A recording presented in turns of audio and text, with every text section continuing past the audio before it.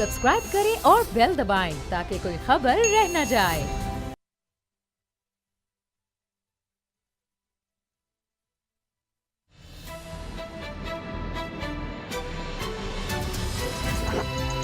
अब पता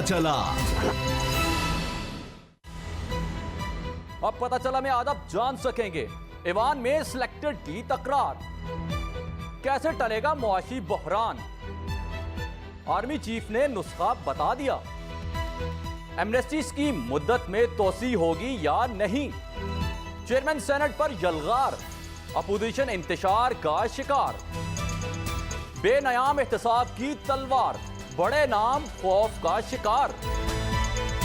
बिस्मिल्लाहिर्रहमानिर्रहीम, अस्सलाम वालेकुम। मैं हूं मोहम्मद उसामा गाजी और आप देख रहे हैं अब पता चला। अब पता चला में हम आपको जो बात बताते हैं उसके कुछ दिन बाद जब वो हो जाता है तो हमें भी अच्छा लगता है और इसलिए हम कहते हैं हमारा प्रोग्राम देखते रहें ताकि आपको पहले ही पता चल जाए क्या होने वाला है। आपको अच्छी तरह याद होगा कि हमने कई प्रोग्राम्स में ये बात कही थी कि जो एपीसी, जिसको अपोजिशन ने एपीसी कहा और वो एक्चुअली मल्टी पार्टी कॉन्फ्रेंस थी अपोजिशन की, वो बुरी तरह नाकाम होगी। ना सिर्फ वो नाकाम हुई, आज आपने पहला जो मैच था उसमें बुरी नाकामी देख ली अपोजिशन की।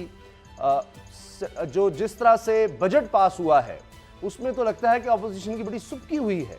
अपने लोग मुकम्मल नहीं वो कर सके, अपने लोग पूरी तरह से भी ला सके और कहीं वो ये कह रहे थे, दावे ये कर रहे थे कि किसी भी सूरत, किसी भी तरह से हम बजट को पास नहीं होने देंगे। इसी बारे में आज हम बात करेंगे। हमारे साथ हैं बाबर डोगर साहब, असद खरल साहब, लेकिन पहले आज की डेवलपमेंट्स के हवाले से रिपोर्ट देखिए।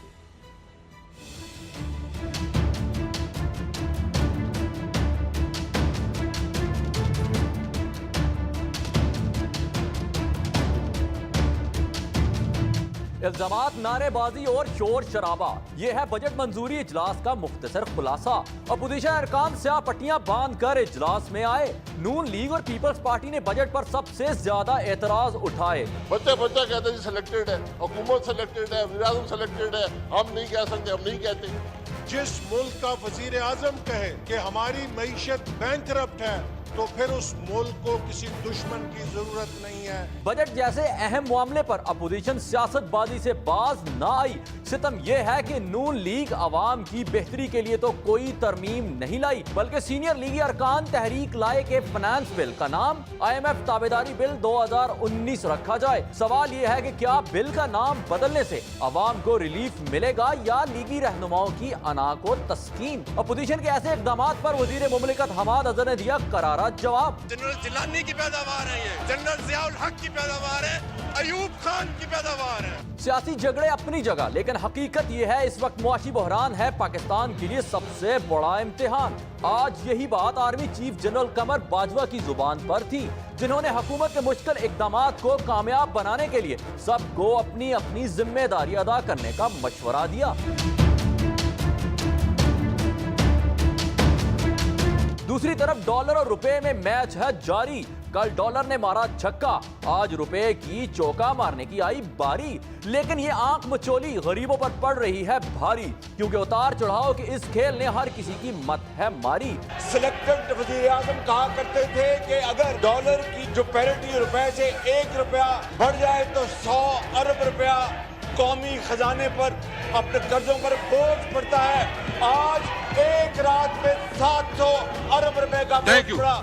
खबर यह भी है कि हुकूमत 30 जून से खत्म होने वाली टैक्स एमनेस्टी स्कीम की तारीख में तोसी का सोच रही है। अगले 48 घंटों में अहम फैसला होना मुतवक्के है। सवाल उठ रहे हैं कि क्या FBR को इस स्कीम से मतलूबा नताइज नहीं मिल सके। अगर तोसी देकर भी नतीजा ना मिला तो फिर हुकूमत के पास क्या होगा प्लान। मसला अब है टैक्स की चोरी का। टैक्स की चोरी खत्म करने के लिए मुझे अब आपकी जरूरत। असद खरल साहब, पहले तो ये बहुत बड़ी बात है।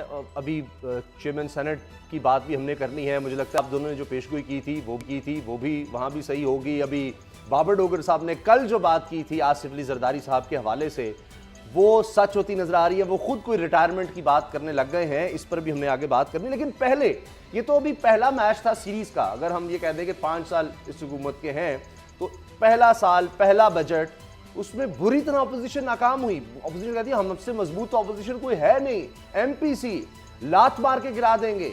ये ऑपोजिशन की मोहताज है ये हुकूमत, जब फैसला कर लें तब गिरा सकते हैं। ये तो बजट में अपने लोग नहीं ला सके। खरल साहब, आपकी बात तो सच हो गई। उसामा साहब, इस बजट को नाकाम करने के लिए, हुकूमत के इस बजट को पास ना होने के लिए पाकिस्तान की तारीख में शायद इतना ज़ोर नहीं लगाया होगा जितना ये मुत्तहिदा अपोजिशन ने ज़ोर लगाया है। और इन्होंने चैलेंज किया था कि हम ये बजट जो है ये पास नहीं होने देंगे जी।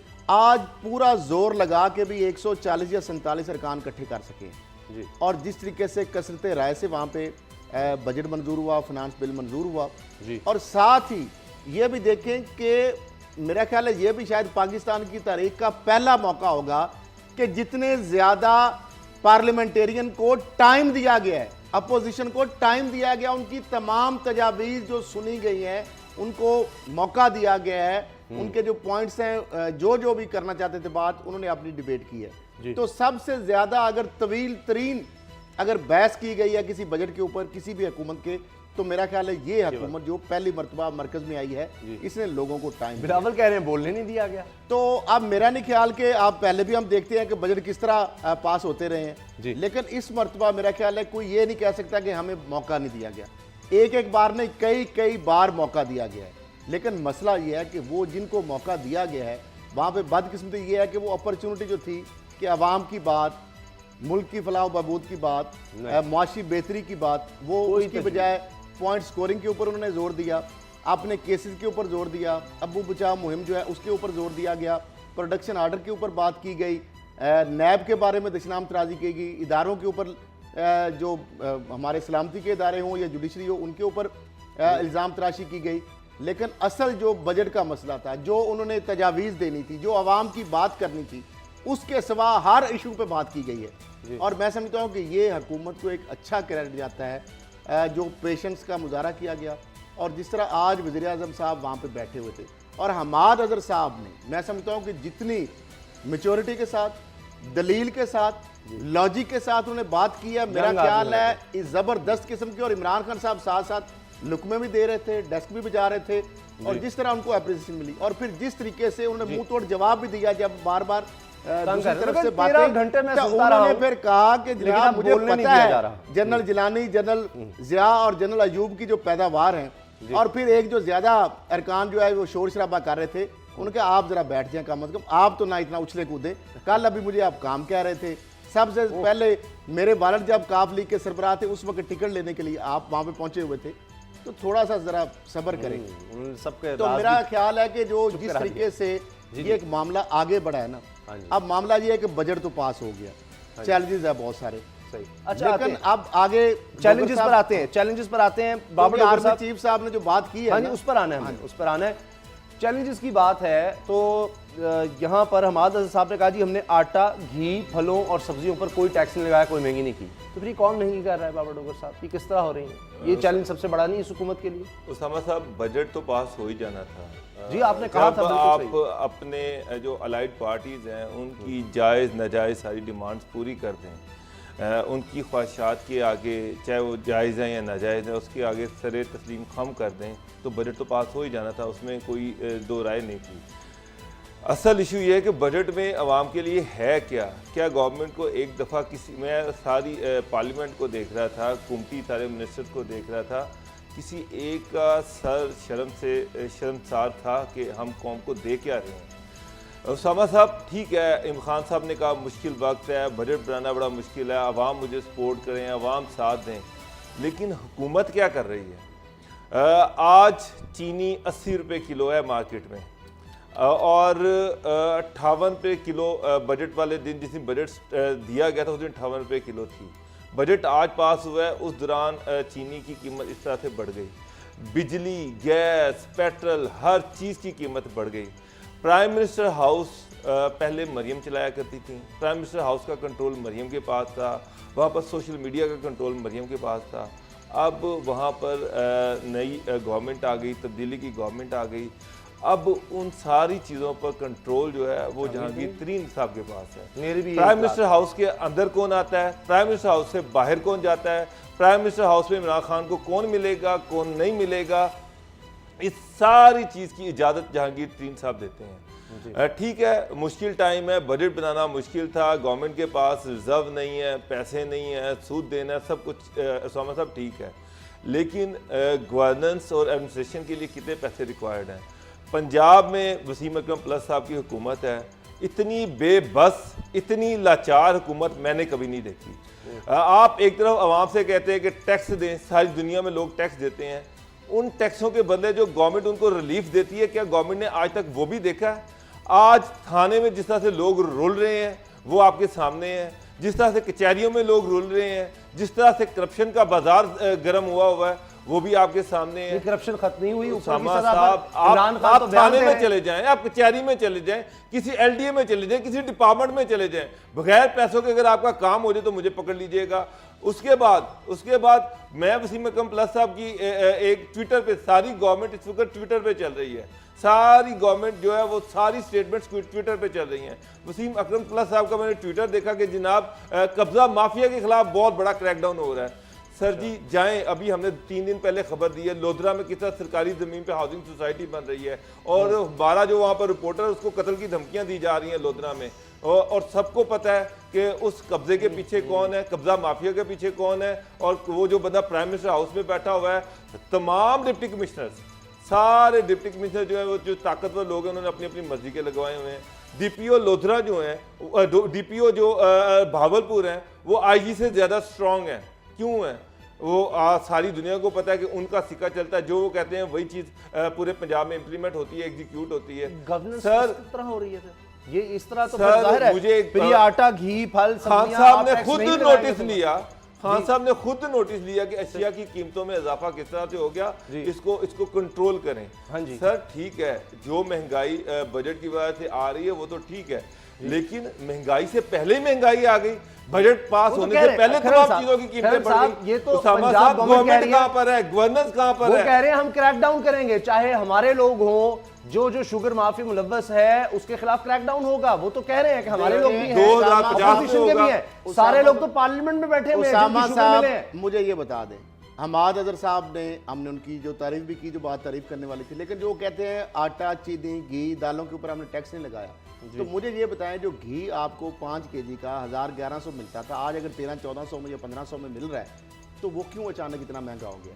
चीनी जो आपको 55-60 रुपए मिल रही थी, आज 80 रुपए मिल रही है। चीनी पे तो खजर टैक्स लगा। अच्छा, आप जिन चीजों पर टैक्स नहीं लगा वो चीजें कैसे बढ़ी? चीनी के हवाले से इंप्लीमेंट भी नहीं हुआ, चीनी के हवाले से सुन ले, वो तो आप बजट पास, आप खबर सुन ले, नोटिफिकेशन खबर सुन ले। चीनी के हवाले से, रमजान के हवाले से एक ट्वीट किया था उस्मान बुजदार साहब ने कि चीनी की जो जखीरा अंदोज हैं, जो जखीरा जिन्होंने किया उनके ऊपर हमने क्रैकडाउन करेंगे।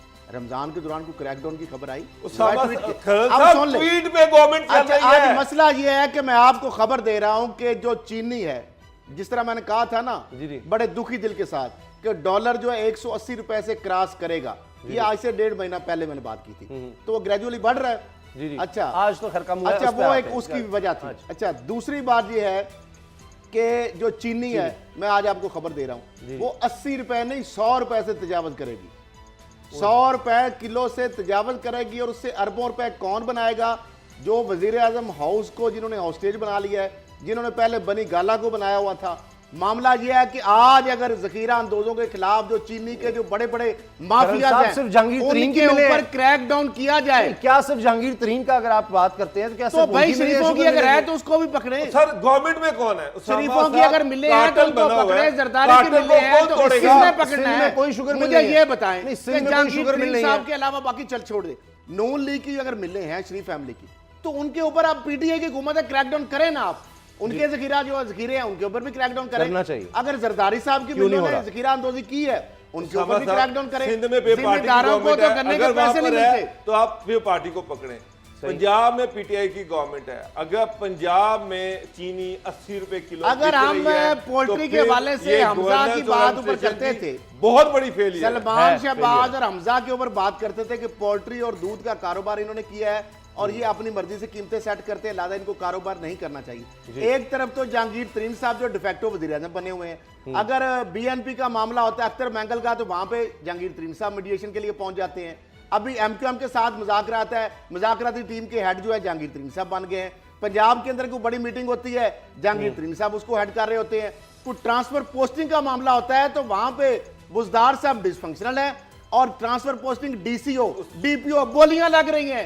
वो कहते हैं जहांगीर तरीन साहब के बंदे कहते हैं पैसे लाएं, डीसीओ लगना है, डीपीओ लगना है, बताएं सेक्रेटरी लगना है, किस महकमे में लगना है? तो मामला ये है भाई, एक तरफ वो खान साहब, क्या इमरान खान साहब कोई बातें नहीं पता? वो तो बिल्कुल डिसफंक्शनल है। आप कह रहे हैं पैसे लेके पोस्टिंग हो रही है, आप कह रहे हैं पैसे लेके पंजाब पोस्टिंग अगर बचे हुए हैं तो जहांगीर तीन की वजह से बचे हुए हैं। उस्मान बुज़दार जहांगीर तीन के सामने बेबस है, इतना स्ट्रॉन्ग कंट्रोल है और चीजों उस्मान बुज़दार साहब तो और भी बहुत खवातीन और मर्दों के आगे बेबस है, आपको पता ही है। वो बेचारों को क्या कहेंगे, कोई मामन खसूसी हैं वो उनके से काम करवा जाते हैं, कोई खान साहब के घर से बरास्ता बठिंडा को और खवातीन जो है उनके जरिए बड़ी बड़ी पोस्टिंग हो रही है। मैं आपको एक तो मजेदार बात जहांगीर बताता हूं। तरीन से हालांकि खान साहब ने एक चीज बता देता बुज़दार साहब को बुज़दार साहब ने पीछे एक सेक्रेटरीज की मीटिंग बुलाई। अच्छा 8-10 सेक्रेटरीज थे, उनकी सीएम सेक्रेटरी में मीटिंग बुलाई, वो सारे आके पहले बैठ के उस्मान बुज़दार साहब ने आना था जी। तो मुझे एक सेक्रेटरी साहब बता रहे थे कि जनाब हमने सबने एक दूसरे को देखा और हंस पड़े। हंस इसलिए पड़े कि ये तो वो सारे वही बंदे हैं जो 5 साल 10 साल से शहबाज शरीफ की मीटिंग में बैठा करते थे, सेम वही चेहरे उन्हीं कुर्सियों पर बैठे हुए हैं और वो बिल्कुल उसी तरतीब से बैठे हुए हैं। वो हंस पड़े तो एक सेक्रेटरी ने कहा कि जनाब बस अब कुर्सी वाला जो है वो पुराना आ जाए, बाकी तो सारी चीजें वही हैं। तो सर इस तरह की तो ब्यूरोक्रेसी है, तो आपने क्या गवर्नेंस करनी है, क्या एडमिनिस्ट्रेशन करनी है? आपके हाथ में आपकी ब्यूरोक्रेसी नहीं है, आपके पास कोई अख्तियार है नहीं है, चीज़ें कोई और कंट्रोल कर रहा है। और यकीन जाने तब्दीली सरकार में पंजाब में तब्दीली का कोई एहसास नहीं। अब ये तो फिर इमरान खान साहब को चाहिए कि वज़ीर आज़म हैं और फिर उन्होंने खुद ही कहा था 100 दिन मुकम्मल होने पर कि उनकी अहलिया कहती हैं कि 100 दिन हो गए, इतना अगर जुल्म है तो आप वज़ीर आज़म हैं, आप कुछ करें। तो इमरान खान साहब अब आप सुन रहे हैं कि क्या हो रहा है, गवर्नेंस का क्या हाल है, हुकूमत किस तरह चल रही है, इतने बेखबर आप नहीं हो सकते। तो अगर आप कुछ नहीं करते अभी तो उसामा साहब खान साहब खुद उनकी प्रेस रिलीज आई कि उन्होंने बजट से पहले कीमतों में जो इजाफा है उसका नोटिस ले लिया। जिसका मतलब गवर्नमेंट ये मान गई कि चीजों की कीमतों में पहले इजाफा हो गया है। लेकिन सर उसके बावजूद चीनी परसों 75 रुपए किलो थी, आज 80 रुपए किलो है, 5 रुपए 2 दिन में मजीद कीमत बढ़ गई। तो ये कैसा इजाफा है, मेरी तो समझ से बाहर है, ये कैसा नोटिस है, मेरी समझ से बाहर है। नहीं, ये जो बातें आप कह रहे हैं ये अपोजिशन कर देती तो ज़्यादा अच्छा था। उनको अगर सिलेक्टेड के लफ्ज़ से कहीं फुर्सत मिल जाती, उनका सारा फोकस उसी चीज़ पर था। लेकिन मैं अब चाह रहा हूँ कि आर्मी चीफ का जो बयान है वो बड़ा अहम है, उस पर हम बात करें। मुश्किल फ़ैसले हैं उन्होंने किए हैं, कौमों ने कुर्बानियाँ दी हैं, ऐसे हालात से कौमें निकली हैं। हमने दहशतगर्दी का सामना किया, एक खौफनाक जंग थी, उसमें मिसाल कायम की, किस तरह मुझसे निकले हैं।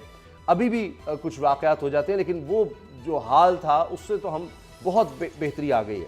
अब क्या लगता है असद खरल साहब कि अब जिस तरह उन्होंने एक तरह से कहा है कि सब इदारे, फ़ौज ने तो किया, आगे बढ़े, अपना जो बजट था उसको भी कम किया, लेकिन क्या बाकी भी अब इदारे इस तरह सामने आएंगे, सब लोग मिलकर काम करेंगे? अभी तो मैं देख रहा था कि मिनिस्ट्रीज़ हैं उनसे भी कुछ प्रॉपर्टीज़ मांग ली गई हैं कि जो अब ऑक्शन की जाएंगी, नीलाम की जाएंगी, ताकि मुल्क को ज़रूरत है शायद उनसे कुछ 10 अरब रुपया इकट्ठा हो जाए। देखिए चीफ ऑफ आर्मी स्टाफ ने जो बात ये की है ना, क्योंकि ज़ाहिर बात है मईशत जो है किसी भी मुल्क के लिए इंतहाई अहम एक जुज़्व होता है। और जो आज सेमिनार जिससे उन्होंने खिताब किया है, पाकिस्तान इकॉनमी और चैलेंजेस और वे फॉरवर्ड, उस हवाले से बड़ी खुलकर उन्होंने बात की है और बनती भी है, क्योंकि वो भी एक स्टेक होल्डर हैं, वो भी एक बड़ा इदारा है पाकिस्तान का और उसके वो हेड है। उन्होंने कहा है कि जो मईशत के बगैर मुल्क का दिफा, जारी बात है, तो मईशत जो है वो एक लाजम मलजूम है। आपकी अगर इकोनॉमिकली आप कमज़ोर हो गए तो फिर हथियार, फौज, मुल्क, अवाम कुछ नहीं कर सकते आपको जब तक आपकी इकॉनमी स्ट्रांग नहीं होगी। जी। तो उन्होंने कहा है कि मुश्किल जो फैसले लिए जा रहे हैं, एक तो ये है, मेरा ख्याल है कि आर्मी जो है पूरी तरह इस जो क्राइसिस है, जो इकोनॉमिक जो मामलात है उसके साथ वो पूरा खड़े हैं। जिस तरह हमेशा पहले कहा जाता था कि आर्मी और सिविलियन जो गवर्नमेंट है, अस्करी क़यादत और सिविलियन क़यादत एक पेज पर नहीं है जी। आज हमें पूरी तरह वो एक पेज पर नजर आए हैं और उनका ये जो मुश्किल और कठिन फैसले लिए जा रहे हैं, काश ये पहले ले लिए जाते, और अगर ये ले लिए जाते तो आज इस जगह पे हम ना पहुंचे होते। लिहाजा अब हमें मजीद देर नहीं करनी चाहिए और हर इदारे को अपनी अपनी पूरी जिम्मेदारी अदा करनी चाहिए, ताकि इन फ्यूचर जो है हम जिस तरह दीगर कौमें आगे बढ़ी हैं, इन चैलेंजेस से निकली हैं, इन मुश्किलात से निकली हैं, हम भी निकल सके। और देखना यह है कि ये जो सेमिनार था इसका एहतमाम किया था डॉक्टर सलमान शाह साहब थे, जो एडवाइज़र भी हैं हुकूमत के, और फिर उसके बाद अशफाक अहमद है और दीगर जो इकोनॉमिक्स जो माहिर मंशियात हैं। जी जी। तो मैं समझता हूँ इस जगह पे, इस फोरम पे आके ये जो नेशनल डिफेंस यूनिवर्सिटी में जो कौमी मईशत पर एक जो सेमिनार का इनेकाद हुआ है, अब देखना यह है कि आर्मी ने भी अपनी बात की, माहिर मुआशियात जो है उन्होंने भी अपनी बात की जी। अब हुकूमत की साइड पे भी आके कि बजट भी चले आपका पास हो गया, हुकूमत भी आपको मिल गई। मामला यह है कि अब ये चैलेंजेस से आपने किस तरह निपटना है। आप टैक्स लगाते जा रहे हैं, टैक्स लगाते जा रहे हैं, महंगाई में इजाफा करते जा रहे हैं, डॉलर को आपने बेलगाम छोड़ दिया है, एक्सपोर्ट आपकी बढ़ नहीं रही। अल्लाह तो करे मसला ये ट्रेंड है आए। कि आगे किस तरह निकलेंगे, इसका वे फॉरवर्ड है क्या। अच्छा, ये सबको इकट्ठा करना, माहिर माशियात को इकट्ठा करना, एक पेज पर लाना, हुकूमत को भी ये कोशिश करनी चाहिए कि सब लोगों को इकट्ठा करके कोई एक, वो जो मिसाक़ मईशत की बात होती थी, जब आर्मी चीफ कह रहे हैं कि सब मिलकर हमने इससे निकलना है, हमने दहशतगर्दी के मुकाबले में देखा कि सब जमातें इकट्ठी हुई थी। आपको लगता है बाबर डोगर साहब ये अब अपोजिशन जो है कुछ इस तरफ आएगी, अगर हुकूमत की तरफ से पॉजिटिव रिस्पांस आया कि सारे मिलकर, देखिए उससे एक स्टेबिलिटी आएगी कि एक वे फॉरवर्ड है, एक कोई साइन हो गया, एक चार्टर ऑफ इकोनॉमी कि हमने ये काम करने आगे, जिसकी भी हुकूमत आई कुछ भी हो जाए इनसे हमने नहीं हिलना, और उससे फिर एक इकोनॉमिक स्टेबिलिटी आएगी। जो कारोबारी लोग हैं, इन्वेस्टर्स हैं बाहर के, यहाँ के, उनको नजर आएगा कि भाई अब ये काम होगा, चाहे कोई भी हुकूमत हो, इस तरह आगे चला जाएगा। वो मिलकर सामने आएंगे, या वो बस वही लफ्ज सिलेक्टेड और बस उनकी यही एक गर्दान है कि किस तरह से हमने ये लफ्ज बोल देना है, बस जनाब ये चिड़ बना देनी है, वो बनाने में कामयाब हो गए। यही सबसे बड़ा मसला था पाकिस्तान। देखिए उसामा साहब, पाकिस्तान आर्मी ने दुनिया की सबसे मुश्किल जंग लड़ी है, जो वार अगेंस्ट टेरर था। ये दुनिया की मुश्किल 3 लड़ाइयों में से एक लड़ाई थी, वो उन्होंने लड़ी। वो बॉर्डर पे अपनी ड्यूटियाँ दे रहे हैं, शहादतें दे रहे हैं, दहशतगर्दी में कमी हुई है, और इसके साथ साथ एक मुश्किल वक्त में एक मुश्किल फैसला उन्होंने ये किया कि उन्होंने अपना डिफेंस बजट में भी कट लगवा दिया। इससे आगे वो क्या करें। इसके बाद वो गवर्नमेंट को पूरी तरह से बैक कर रहे हैं, गवर्नमेंट को पूरी तरह से सपोर्ट कर रहे हैं कि किसी तरह से गवर्नमेंट ये जो इकोनॉमिक पॉलिसीज़ हैं ये कामयाब हों और मुल्क इस मुश्किल से निकले।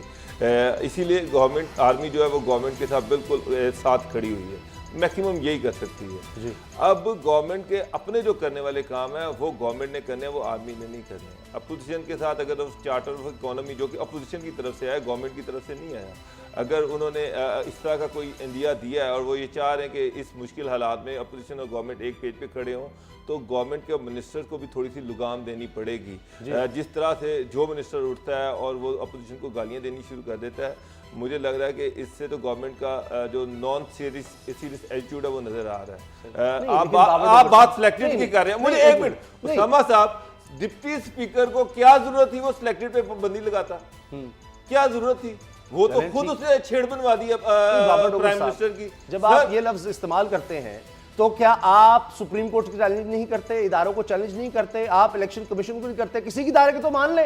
जब ये कहा जाएगा कि सिलेक्टेड है, इसका मतलब है कि इलेक्शन जो है वो गलत हुए थे, इलेक्शन कमीशन में आप दरखास्त लेकर जाएं। आपने किसी इदारे को मानना या नहीं, खुदारा किसी इदारे को माना है। आप सुप्रीम कोर्ट में जाएं, कहें कि जनाब ये इलेक्शन धांधली ज़दा से, अगर वहां से फैसला आ जाए तो हम भी मानेंगे, आप भी माने, सारे माने। इलेक्शन कमीशन में जाए, इलेक्शन कमीशन की माने, सुप्रीम कोर्ट, किसी की आपने माननी है नहीं, वरना बंद कर दें यहाँ पर इदारे, ताले लगा दें। वहां पर बैठ के, पार्लियामेंट में बैठ के आपने एक ही गर्दान रखी हुई है कि जनाब सिलेक्टेड सिलेक्टेड सिलेक्टेड। आप सारे इलेक्शन को जो है वो जेपरडाइज कर रहे हैं। लोगों का इत्मीनान इस इलेक्शन से और इन इदारों से वो सारा खत्म हो जाए कि जनाब ये सब बेकार है, फजूल है। और ये पहली दफा क्या जब पीपल्स पार्टी बनी वो सिलेक्टेड नहीं थी? क्या नवाज शरीफ साहब सिलेक्टेड नहीं थे? क्या इसी निजाम का वो हिस्सा नहीं थे? इसी तरह से वो नहीं आए।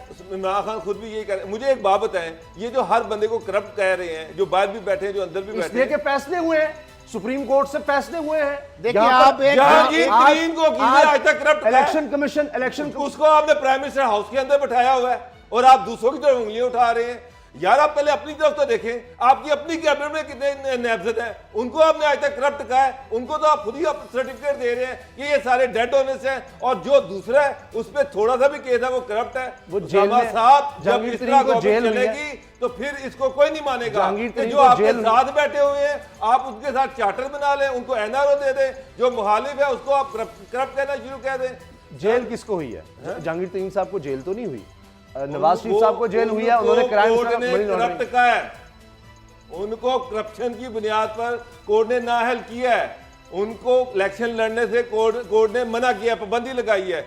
आपने उनको प्राइम मिनिस्टर हाउस का इंचार्ज बनाया। चलें, आप जहांगीर तरीन को कह दें, लेकिन पूरे इलेक्शन को तो जेपरडाइज ना करें। एक चीज हुई है। अच्छा जी, ब्रेक हम ले रहे हैं, ब्रेक के बाद मिलते हैं और बात करेंगे दारी साहब की। जो बाबर डोगर साहब ने कहा था वो ऐसे लग रहा है कि इनको पता लग गया, या सिर्फ जरदारी साहब को पता लग गया कि बाबर डोगर साहब ने अभी कह दिया है, हूबहू वो उसी तरह की बातें करने लग गए हैं कि कुछ रिटायरमेंट की बातें, कुछ इस किस्म की। तो क्या वाकई डील का ये हिस्सा है सब? ब्रेक के बाद।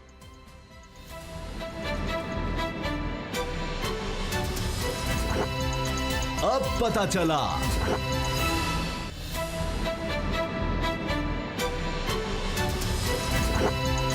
अब पता चला। अभी कल ही बाबर डोगर साहब ने बात कही थी कि आसिफ अली जरदारी साहब अब सोच रहे हैं कि किसी तरह से अब इन केसेस से मैं निकलूं, अगर इसके लिए प्ली बार्गेन भी करनी पड़े उसका भी सोचा जा रहा है।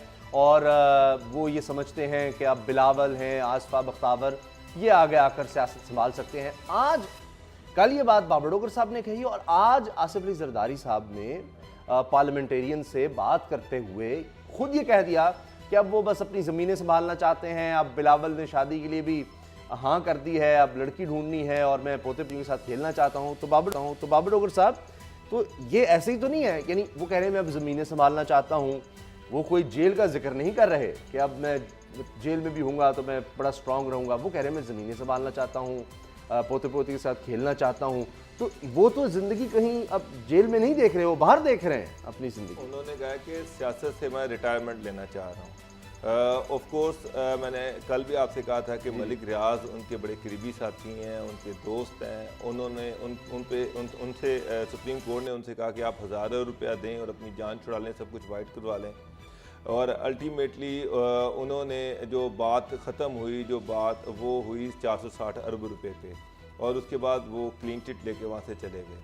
तो जरदारी साहब पे जिस तरह से GIT बनी और जिस तरह से फेक अकाउंट्स और जितने ज़्यादा केसेस हैं, अगर ये सारे रेफरेंसेस अल्टीमेटली दायर हो जाते हैं तो मेरा ख्याल है कि जरदारी साहब की बाकी ज़िंदगी इन्हीं रेफरेंसेस और इन केसेस को देख के गुजर जाएगी। और उनको नज़र आ रहा है कि इनसे छूटना इतना मुश्किल आसान नहीं है जी। तो और अगर सज़ा हो जाती, किसी एक भी केस में सज़ा हो गई, तो वो वैसे ही डिस्क्वालीफाई हो जाएंगे, इलेक्शन भी नहीं लड़ सकेंगे। सही। तो उनके लिए आइडियल सिचुएशन ये है, बेहतरीन सिचुएशन ये है कि वो एक प्ली बार्गेन करें किसी तरीके से और एक क्लीन चिट लें और खामोशी से। प्ली बार्गेन क्लीन चिट कैसे हो गई? प्ली बार्गेन क्लीन चिट तो नहीं होगी असद खरल साहब। प्ली बार्गेन इलेक्शन नहीं ना, इलेक्शन नहीं लड़ सकेंगे ना, इलेक्शन नहीं लड़ सकेंगे, लेकिन वो पैसे दे के और वो खामोशी से पीछे चलेंगे। बिलावल के ऊपर फिलहाल कोई इल्जाम नहीं है, कोई बड़ा सीरियस केस नहीं है। जो सारा इशू है वो फरियाल तालपुर और आसिफ अली जरदारी, इन पे मेन चार्जेस हैं।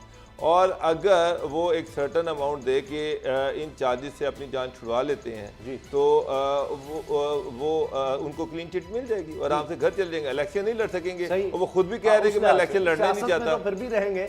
असद खरल साहब, आपको क्या लगता है कि ये बड़ा आसान रास्ता है उनके लिए, वो मान जाएंगे? क्योंकि अभी तक मियां नवाज शरीफ साहब तो इस तरफ नहीं। अच्छा समा साहब, एक चीज़, जरदारी साहब इस सिलसिले में उन्होंने निगोशिएट करना शुरू कर दिया होगा और वो कोशिश कर रहे हैं कि जो मिनिमम अमाउंट वो उसको दे दें। और फार्मूला भी वो इसी तरह का चाह रहे हैं जिस तरह का मलिक रियाज साहब का फार्मूला था कि मैं किस्तों में सारी पेमेंट कर दूंगा। तो इसी फार्मूले पे वो काम कर रहे हैं। लेकिन असद खरल साहब, क्या मियां नवाज शरीफ साहब नहीं चाहते अपने पोते पोतियों के साथ खेलना? उनकी भी ख्वाहिश होगी, वो क्यों नहीं इस तरह की कोई डील का सोच रहे? अगर जरदारी साहब सोच सकते हैं, क्योंकि जरदारी साहब के लिए शायद उतनी मुश्किल नहीं है जेल, नवाज शरीफ साहब के लिए। मियां साहब ने एक बार नहीं सोचा, कई मरतबा सोचा, लेकिन उनके जो ख्वाब है ना, या जो उनकी ख्वाहिशात हैं, वो मरियम साहबा ने चकनाचूर कर दी, क्योंकि वो ये नहीं चाहती, मरियम साहबा ये नहीं चाहती। जरदारी साहब का आप देखें, जरदारी साहब का बयानिया पहले क्या था? ईंट से ईंट बजा दूंगा। जी। उसके बाद जरदारी साहब ने कहा कि मैं थकाऊंगा। जी। कुछ दिन पहले का बयान है उनका, मैं नैब को थकाऊंगा।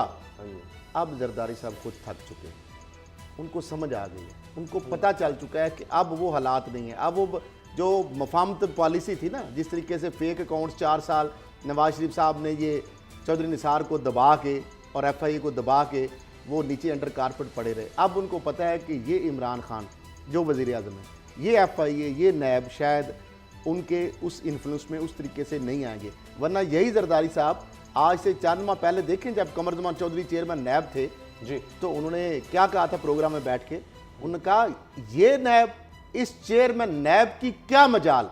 जी जी, अब वही नैब है और जरदारी साहब आपने भागने की, आपने राय फरार इख्तियार करने की। और जरदारी साहब का ये जो बयान है ना, जी जी, ये ऐसे नहीं दे दिया उन्होंने, कुछ सहमत नहीं दे दिया, वो उन्होंने एक इदारों को मैसेज दिया है कि मुझे माफ़ कर दें, मैं ना नवाज शरीफ के बयानिए के साथ हूँ, ना मैं कोई पंगेबाजी करना चाहता हूँ, मैं घर बैठना चाहता हूँ, मुझे जेल में मैं नहीं बैठना चाहता, मैं लड़ाई नहीं करना चाहता। थोड़ा सा कह दूं कि ये डील उनकी हो चुकी है, ये सारी बातचीत हो चुकी है, ये सारी चीजें करने के बाद वो ये स्टेटमेंट दे रहे हैं कि अब मैं रिटायरमेंट। नहीं तो मरियम का क्या बनेगा? वो तो पूरी तहरीक, आप मुझे एक बात बताएं, नवाज शरीफ, मुझे एक बात बताएं, वो मरियम जो मरियम फिर कहेंगी कि जरदारी और इमरान भाई भाई, वो फिर वही नारा लगा देंगे क्या? फजल रहमान साहब का क्या बनेगा या मरियम साहब का क्या बनेगा, वो तो देखेंगे ना कि मेरा क्या बनेगा। वो कहते हैं ना तेरा क्या बनेगा कालिया।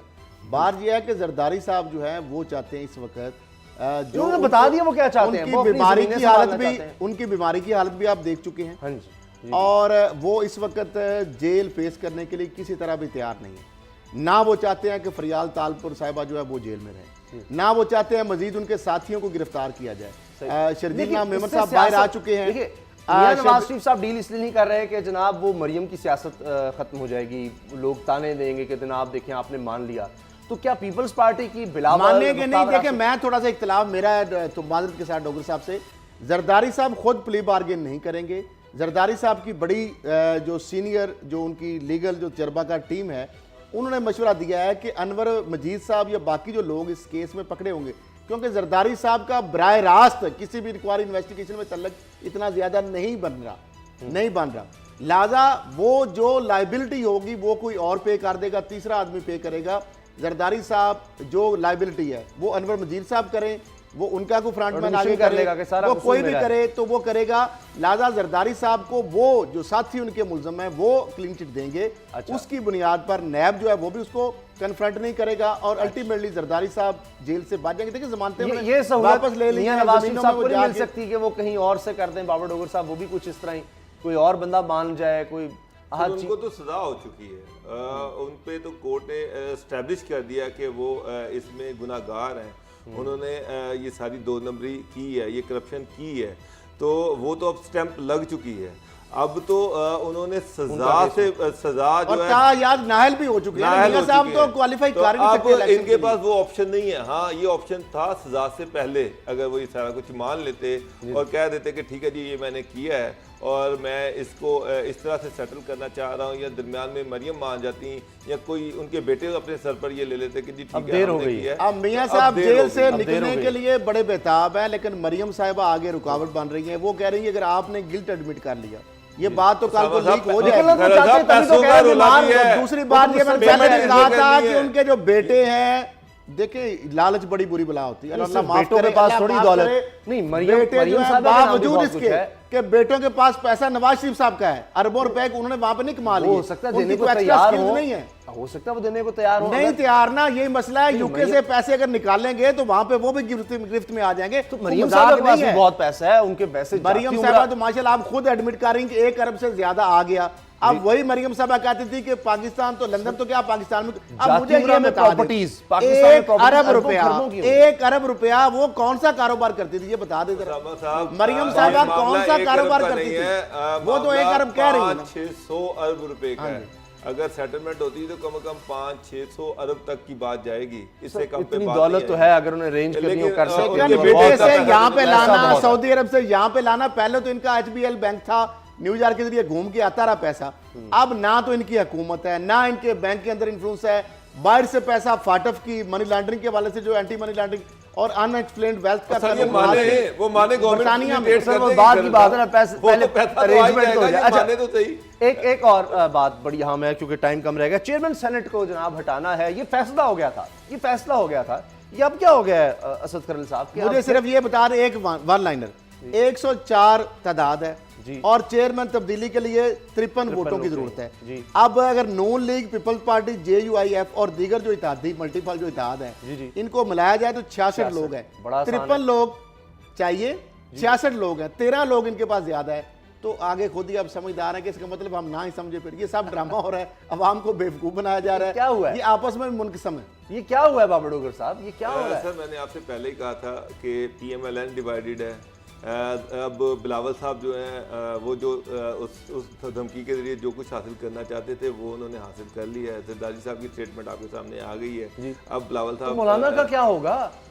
वो तो कह रहे थे मैं अकेला ही धरना दूंगा, आना हो तो आ जाना। मौलाना के जितने अलाइज थे, जितने उनकी मल्टी पार्टी कॉन्फ्रेंस के जो शुरा थे, उन्होंने तो डिसाइड कर लिया कि वो इसी तनख्वाह पे काम करेंगे। मरियम असल रोला आप मौलाना का कह रहे हैं, मौलाना और मरियम का क्या होगा? असल सवाल तो ये है कि मरियम बेचारी जो है उनके चचा जो है वो किसी और गाड़ी में बैठे हुए हैं, ये किसी और गाड़ी में बैठी हुई हैं। तो फिर मरियम स्टीयरिंग जो है वो चचा के पास है, ये बेचारी बाहर है। तो होगा वही जो फिलहाल शहबाज शरीफ चाहेंगे, क्योंकि असम्बली के अंदर वही है। तो असम्बली से मरियम के लेकिन मरियम तो कहती हैं कि बयानिया सिर्फ मेरा चलेगा और मेरा बयानिया नवाज शरीफ साहब का है, नवाज शरीफ का बयानिया चलेगा और मरियम का बयानिया वही है। वो तो फिर क्या ट्विटर पे फिर वही इदारों के खिलाफ वही झुंझलाहट, ट्विटर पे सर जिस तरह गवर्नमेंट ट्विटर पे चल रही है, इस तरह मरियम भी ट्विटर पे चलती रहेंगी, वो भी अपने बयान देती रहेंगी ट्विटर की हद तक। तो ये चेयरमैन सेनेट साहब को कोई खतरा नहीं है फिलहाल? मुझे नहीं लग रहा सर। देखिए जरदारी साहब अब बेटे की शादी के लिए लड़की की तलाश शुरू कर दी है उन्होंने। जी जी, वो कह रहे हैं मसरूफ हो गए हैं। बिलावल साहब शादी की तैयारियों में मसरूफ हो गए हैं। सही। तो अब्दुल्ला दीवाना अब कौन बनेगा शादी? अब सोहेल अनवर सियाल साहब है, आपकी एक और पेशगोई जो है ना वज़ीर आला सिंध जो है जी, सोहेल अनवर सियाल। हाँ जी, आखिरी खबर ये है, ठीक है ना। अब वो माशाल्लाह उनको देखे चुहा रिपोर्टें उनको किस तरह आ जाती हैं कि अभी नैब के लिए एक मूव होता है, कागज जाता है नैब हेडक्वार्टर में, नैब गिरफ्तारी के बारे में सोचना शुरू करती है और वो उनको स्मेल आ जाती है, वो हाई कोर्ट पहुंच जाते हैं और वहां पे उनको बेल भी मिल जाती है। अबूरी जमानत मिल गई है। अब उनके ऊपर देखिए ये सियाल साहब हैं साबिक सूबाई वजीर दाखिला सिंध के, लेकिन अगर ये मैं इसलिए बार बार ये बात बता रहा हूँ कि वो उनका देखें, और एक तरफ साबिक सदर अगर आसिफ अली जरदारी साहब आज इस तरह गिरफ्तार हैं, तो साबिक वजीर दाखिला सिंध वो भी फिर कब तक जमानत पर रहेगा? जमानत कबल गिरफ्तारी तो इनको भी मिल रही थी, जरदारी साहब को, फरियाल तालपुर साहिबा को। एक ना एक दिन तो फिर उनका भी जेल में थोड़े हैं, गिरफ्तार ही है ना, बस महज गिरफ्तार है। जरदारी साहब जेल में एक स्टेप तो आगे हो गया। तो अनवर सियाल साहब इसीलिए फिर अब भाग रहे हैं, सिंध हाई कोर्ट से उन्होंने जमानत कबल गिरफ्तारी करवा ली है। ये वैसे काफ़ी अरसा चल जाती है बाबड़ोगर साहब, मैंने देखा है हमजा के सिलसिले में भी, साद रफीक साहब को भी, कि कुछ हद तक तो अदालतें जो है रिलीफ देती हैं, फिर कहती हैं भाई इतना अरसा हमने आपको दे दिया तो अब जाकर पेश हो, कुछ तो जाकर आप भी कोई सबूत अपने हक में वहाँ पर दें, बयान दें, ज़्यादा अरसा नहीं चलेगा। उसामा साहब, जरदारी साहब और फरियाल तालपुर जो है उनके केसेस इस्लामाबाद में मुंतकिल किए गए थे। यहाँ मैं ये नहीं कह रहा हाई कोर्ट इसका मेरे को लगती है, इनफैक्ट नैब के जो ज्यादा हायरिंग सर नैब की जो ज्यादा हायरिंग हुई है पंजाब में या सिंध में, वो पीपल पार्टी के दौर में सारे जाले वहां पर भर्ती हुए और नून लीग के दौर में सारे देखिए ना जी, देखिए FIR तो सुप्रीम कोर्ट भी बदल नहीं सकती ना। जो FIR जो प्रोसिक्यूशन ने करना है, जो नीचे से इदारों ने करना है, उसको बदल नहीं सकती, खुद जाकर खुद इन्वेस्टिगेशन नहीं कर सकती। ये आपकी बात बिल्कुल दुरुस्त है। तो इसीलिए तो फिर साजबाज कर ली जाती है। प्रोग्राम देखने का बहुत शुक्रिया, इजाजत दीजिए, अल्लाह हाफिज़।